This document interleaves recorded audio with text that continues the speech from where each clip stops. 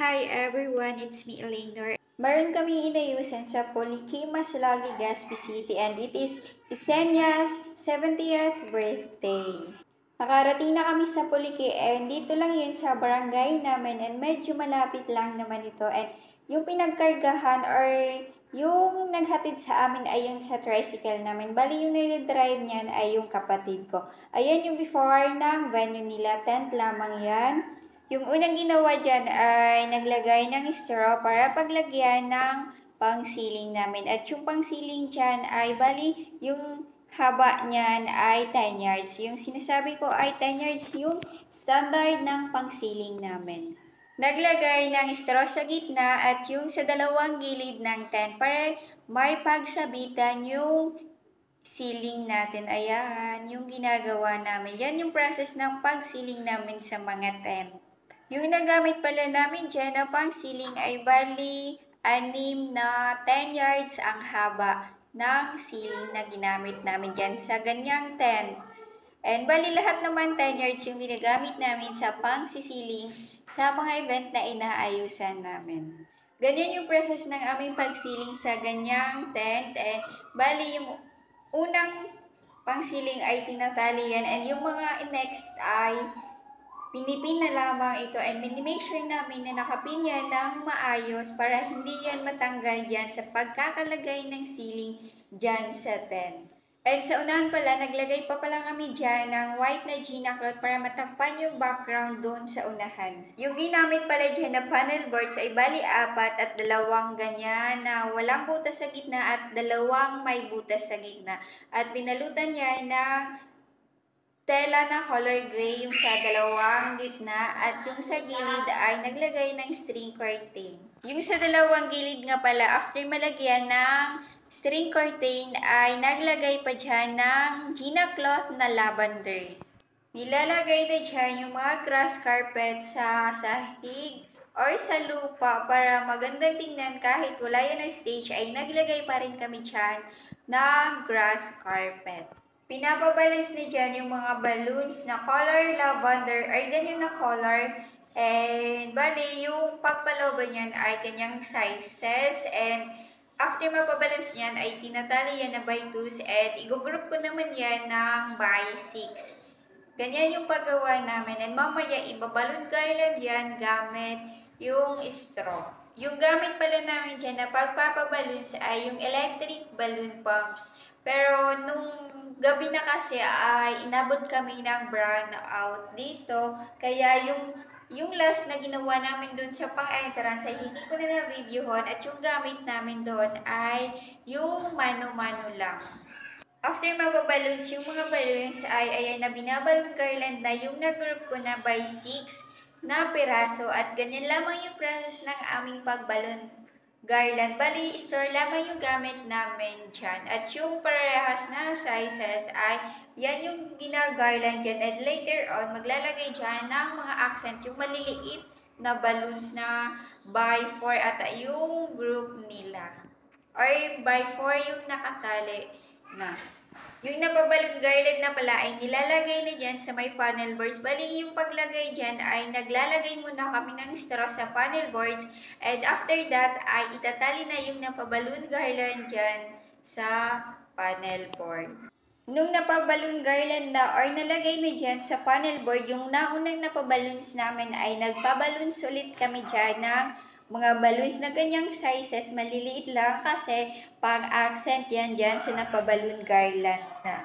Bali, itatali namin yan na by 6 yan mga balloons at i-garland nga yan dyan sa nalagay na sa panel board. And paano malalagay yan na ng mga pang-accent na balloons?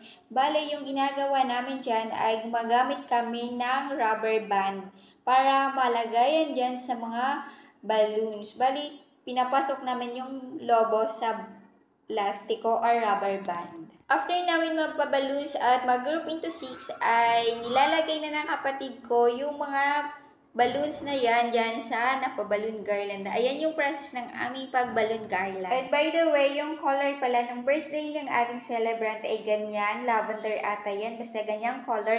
And sila yung nag-decide ng ganyang color. Yung pag-ayos namin or yung aayusin namin dyan. Kaya ganyan yung nilagay namin ng mga tela. And as of now ay naglalagay na kami dyan ng name ng ating birthday celebrant na Esenyas at 70. At yung calligraphy name nga pala ay made of styrofoam lamang yan. Habang nilalagay namin yung calligraphy name ng ating birthday celebrant ay naglalagay na dyan ng mga salagot wig sa dalawang panel boards dyan sa gilid at lalagyan niya ng artificial flowers and leaves. Sa bagong mga nanonood dito sa akin sa YouTube channel ko, if magtatanong kayo if ano yan na salagot wigs, bali yung salagot wigs ay mga branches yan and nahanap yan sa mga bundok dito sa amin or sa masusukal na lugar. And bali kami ay nagpapakuha kami and binabayaran namin yung nagkukuha ng salagot wigs para sa amin. Pero minsan kumukuha din kami niyan if may time kami. Nilalagay na yung mga artificial flowers dyan sa panel boards and yung pinagtutusukan nga ay yung salagot wigs. And pwede naman kayong gumamit dyan ng floral foam if wala kayong salagot wigs dyan sa lugar nyo. Yung option nyo ay floral foam at yung isa pang tinutusukan, hindi ko alam yung name. Pero kami yung ginagamit namin ay floral foam or salagot wigs. Yung mga artificial flowers and leaves nga pala namin ay binibili namin sa Manila. Nag-order kami dyan sa Manila. And yung iba namang flowers namin and leaves ay dito lang sa mall, dito sa Legazpi, Albay. Pero karamihan ng mga flowers namin and leaves ay galing from Manila. Nag-skirting na ako dyan ng table na paglalagyan ng cakes and souvenirs. Yung pag-ayos ko nga pala dyan ay baling naglagay muna ako ng white china cloth dyan sa table. And next na gagawin ko dyan ay yung telang lavender ay ipinasok ko muna sa may straw yung china cloth na lavender at ipapalibot ko na lang dyan sa table. Bali itatangtags na lamang yun. Ganyan din yung ginawa sa buffet table. Bali, naglagay ng white na china cloth dyan sa ibabaw at papalibutan nyo ng tela na lavender. And naglalagay na rin dyan ng seat cover. After ng ilang hours ng pag-aayos ay ayan na yung naging setup ng RCN TSD Party Creation sa birthday ni Esenyas na taga Polikili, Legazpi, Albay. By the way, yung sa entrance nga pala ay hindi ko na na-videohan dahil nung nag-aayos kami dyan ay brand out na, super dilim na, kaya hindi ko na yun naipakita dyan yung process ng aming pag-setup. Bali yung nilagay namin sa entrance ay 4 na panel boards at naglagay kami ng mga balloons at artificial leaves doon sa baba ng ating panel board. Ayan na yung naging setup ng RCN TSD Party Creation. Bali sa backdrop, sa buffet table at naglagay pa rin kami dyan ng seat cover sa mga chair kahit ito ay maulan. Makikita nyo naman yung kaibahan ng aming pag-setup dyan. Dahil dito sa video ko ay naipakita ko yung before and after ng venue na inayusan ng RCN TSD Party Creation. Kaya kayo nang humusga if anong naging result ng aming pag-decorate sa birthday ni Esenyas. Another proof na naman ng gawa ng RCN TSD Party Creation. To our client and sa family ni Esenyas, thank you so much for trusting RCN TSD Party Creation.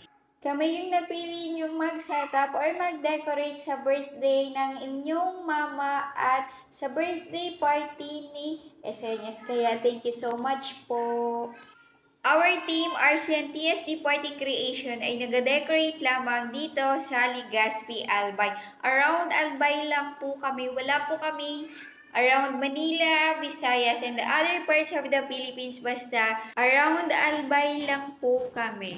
RCN TSD Party Creation ay nag-decorate kami in any occasion like birthdays, wedding, anniversaries, and yung sa mga stage like sa graduation sa school and sa pageant. RCN TSD Party Creation, if nagandahan nyo yung mga result ng aming pag-decorate and interested kayong magpa-decor sa amin, ay you can send a DM sa aming Facebook page, RCN TSD Party Creation. Our location is Legazpi City, Albay, at sa mga taga-Albay dyan na nanonood sa akin dito sa YouTube channel ko ay ano pa hinahantay nyo? Magpa-decorate na kayo sa RCN TSD Party Creation.